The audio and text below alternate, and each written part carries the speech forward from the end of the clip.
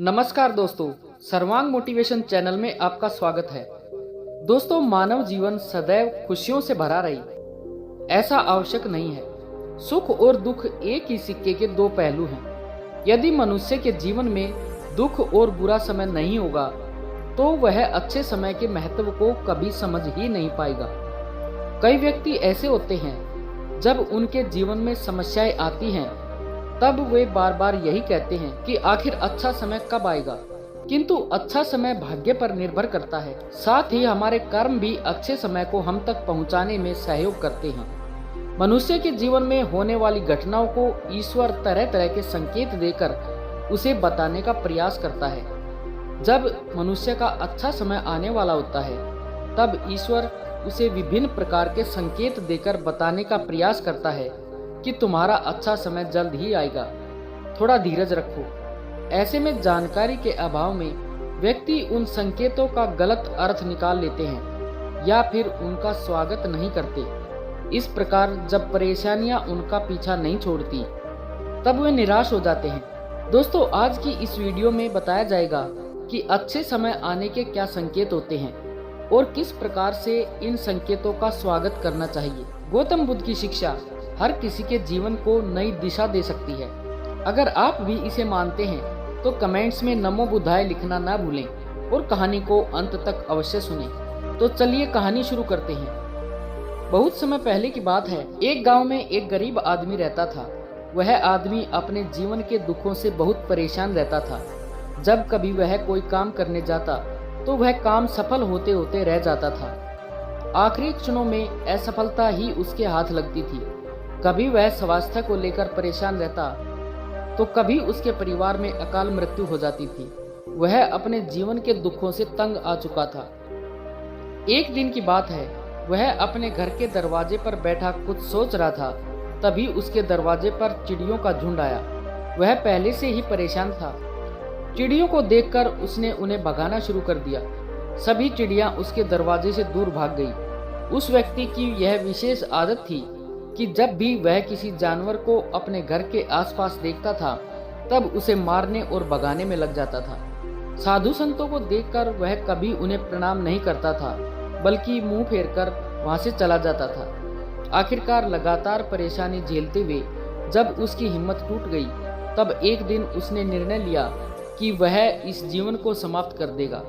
वह अपना घर छोड़कर गांव से बाहर चला गया और नदी को देखते ही उसमें छलांग लगा दी। लेकिन ये क्या, दो सन्यासियों ने उसे नदी के पानी से बाहर निकाल दिया। दरअसल जब वह नदी में छलांग लगा रहा था तब वहां पर एक सन्यासी और उसके दो शिष्य बैठे हुए थे। उस व्यक्ति को नदी में छलांग लगाता हुआ देखकर सन्यासी ने अपने शिष्यों को आदेश दिया और उस व्यक्ति को पानी से बाहर निकाला गया। पानी से बाहर आते ही वह व्यक्ति सन्यासी के ऊपर चिल्लाने लगा। उसने कहा कि आपने मेरी जान क्यों बचाई है? मैं जीवित नहीं रहना चाहता, मुझे मरना ही होगा। सन्यासी ने उसे समझाते हुए कहा कि यह जीवन बहुत मूल्यवान है, तुम इसे इस प्रकार क्यों व्यर्थ कर रहे हो? आखिरकार जब समय पूरा हो जाएगा तब तुम्हें यह धरती छोड़कर जाना ही है। उस व्यक्ति ने कहा कि मैं अपने जीवन की परेशानियों से तंग आ गया हूँ। मुझे समझ में नहीं आता कि मेरा अच्छा समय कब शुरू होगा। मेरे जीवन में सब कुछ बुरा बुरा होता है। मैं लाख कोशिश करता हूँ, फिर भी सफलता नहीं मिलती। सन्यासी ने कहा कि मैं तुम्हारी सहायता करूंगा। तुम सबसे पहले आत्महत्या करने का विचार अपने दिमाग से निकाल दो, क्योंकि यह सबसे बड़ा पाप है। जो व्यक्ति आत्महत्या करते हैं उन्हें कभी मुक्ति नहीं मिलती। तुम्हें क्या लगता है, तुम आत्महत्या कर लोगे तो तुम्हारी परेशानी खत्म हो जाएगी? कभी नहीं, बल्कि आत्महत्या से तुम कायर सिद्ध हो जाओगे। उस व्यक्ति ने कहा कि हे सन्यासी, आप बहुत ज्ञानी हैं, कृपया मुझे कोई मार्ग बताएं और ये भी बताएं कि मेरा अच्छा समय कब आएगा और इसके संकेत क्या क्या हैं। सन्यासी ने कहा कि मैं तुम्हारी सहायता अवश्य करूंगा, किंतु उससे पहले तुम्हें मेरे कार्य करने होंगे। मैं तुम्हें जैसा जैसा कहता हूँ तुम्हें मेरी बात माननी होगी। उस व्यक्ति ने कहा कि आप जो भी कहेंगे मुझे सब मान्य है।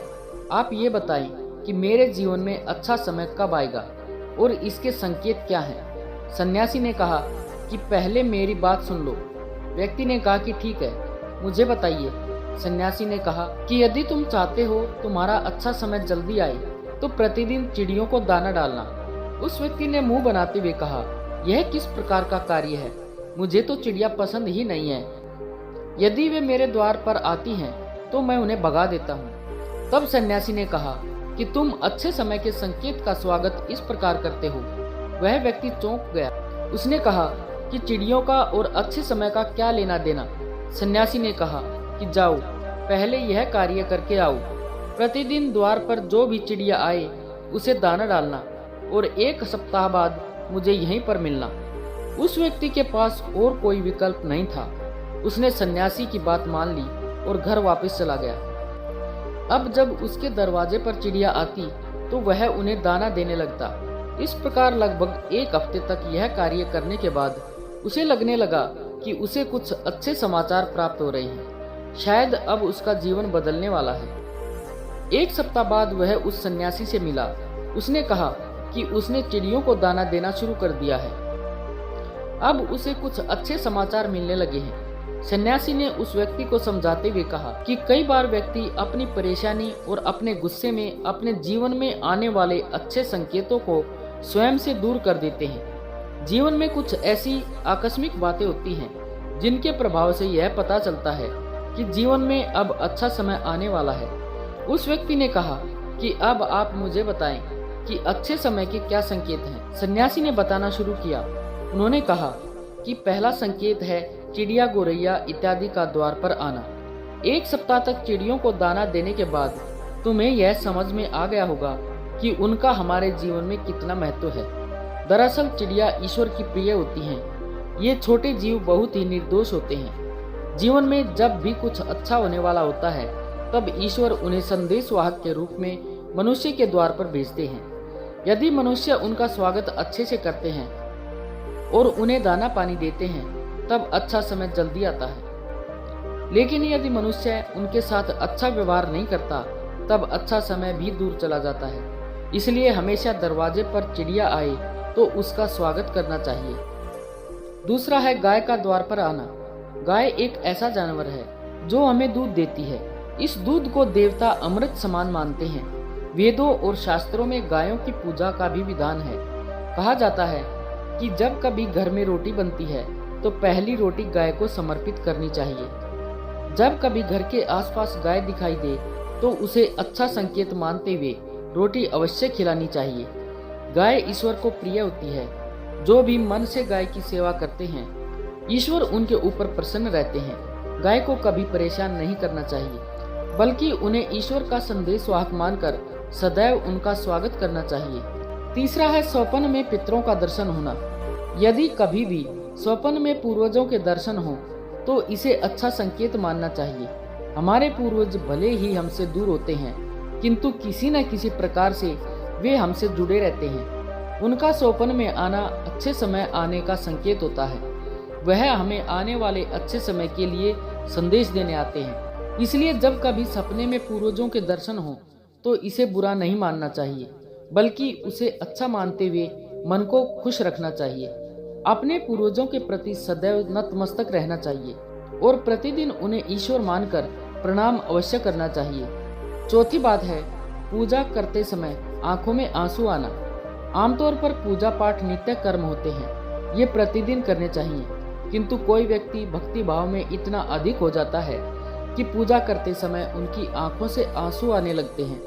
ये ईश्वर का सबसे अच्छा संकेत होता है कि अब अच्छा समय शुरू होने वाला है। यदि आपके साथ इस प्रकार का कुछ भी हो रहा है तो ईश्वर को धन्यवाद देना चाहिए। ईश्वर स्वयं आपसे जुड़ना चाहते हैं, तभी उन्होंने आपके हृदय में इस प्रकार की भक्ति भावना भर दी है कि जब आप पूजा पाठ करने जा रहे हैं तो आपको भावनाएं महसूस हो रही हैं और आंखों में आंसू आ रहे हैं। इसे अच्छा संकेत मानना चाहिए। साथ ही ईश्वर में और अधिक मन लगाना चाहिए। पांचवी बात है साधु संतों के दर्शन होना। जीवन में बहुत अधिक कठिनाई का समय हो और साधु संतों के दर्शन हो रहे हों तब इस समय को अच्छा संकेत मानना चाहिए। साधु संत बड़े ही प्रतापी होते हैं और उनका ईश्वर के साथ गहरा संबंध होता है।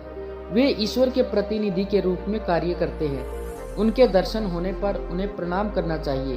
उन्हें भोजन इत्यादि करवाकर सदैव उनके सामने नतमस्तक रहना चाहिए। जब कभी साधु संत दिखाई दें तो प्रणाम अवश्य करना चाहिए। उनके प्रति विनम्रता अच्छे समय को जल्दी लेकर आती है। कठिन समय सदैव नहीं रहता और साधु संतों के दर्शन तो कठिन समय को दूर करने में सहायता करते हैं। इसलिए जब कभी साधु संतों के दर्शन हों तो ईश्वर को धन्यवाद देते हुए उनका स्वागत करना चाहिए। छठी बात है अचानक से रास्ता मिलना।